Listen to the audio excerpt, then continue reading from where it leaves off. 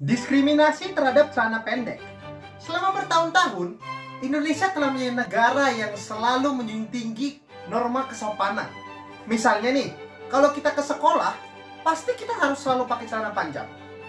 Gak cuma sekolah, bahkan ke kantor pun kita harus pakai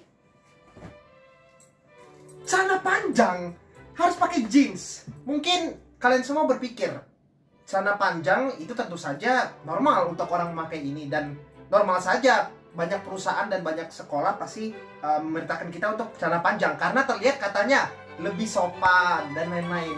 Oh, mereka nggak tahu ya seberapa panasnya memakai celana ini, apalagi di Indonesia yang panas. Dan saya dan beberapa kaum laki-laki yang lainnya mungkin telah merasakan keresahan ini sejak lama. Cuaca Indonesia yang panas, apalagi ketika misalnya jam makan siang atau tidak lagi istirahat siang dan misalnya kita ingin keluar untuk berjalan, pasti tidak lebih dari 5 menit, bagian bawah kami dan dalaman kami itu udah basah dan rasanya gak enak banget gitu loh. Kalian tahu juga nggak? Ya, ini yang membuat banyak laki-laki bisa mengalami kadang jamuran dan juga harus sering ganti dalaman. Soalnya ya, kalau nggak ganti dalaman nanti bisa bahaya ini.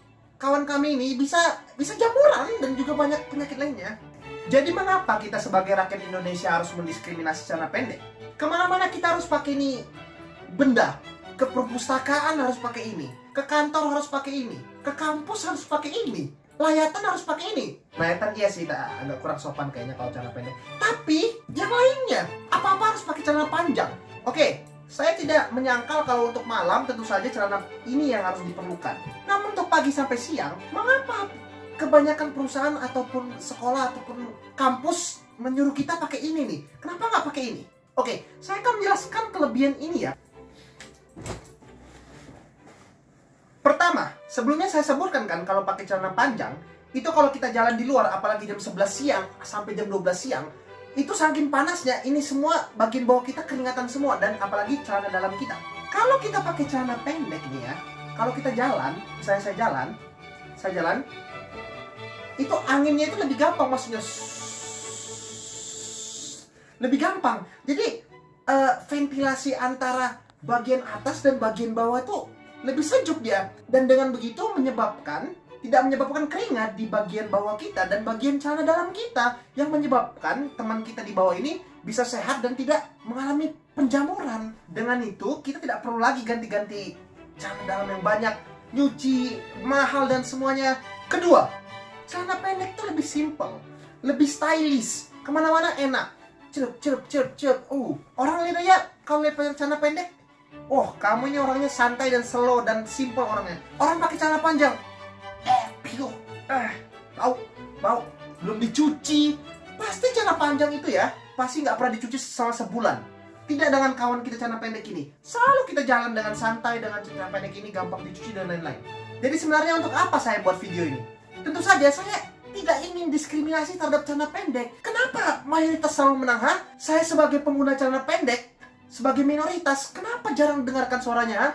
Kita harus maju dan kita harus berontak sistem ini. Kita sebagai minoritas tidak perlu takut terhadap mayoritas celana panjang yang panas kadang, yang buat gak enak jalan, keringatan semuanya.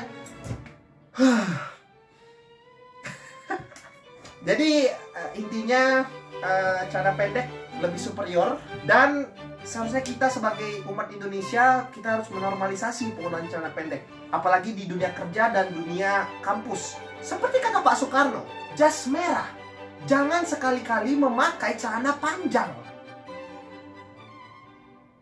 Itu kan intinya adalah kita harus normalisasi celana pendek.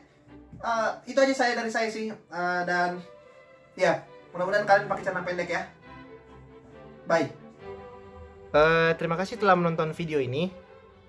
Kalau kalian suka dan kalian menganggap video ini menarik, tolong di like dan di subscribe ya kalau kalian yang belum. Terus kasih tahu saya juga kalau kalian suka tipe-tipe video seperti ini, dan mungkin saya akan membuatnya lebih banyak di video depan. Kalau misalnya ada pertanyaan dan kebingungan atau pengen kasih kritik, tolong di komen juga ya. Gitu aja sih. Bye.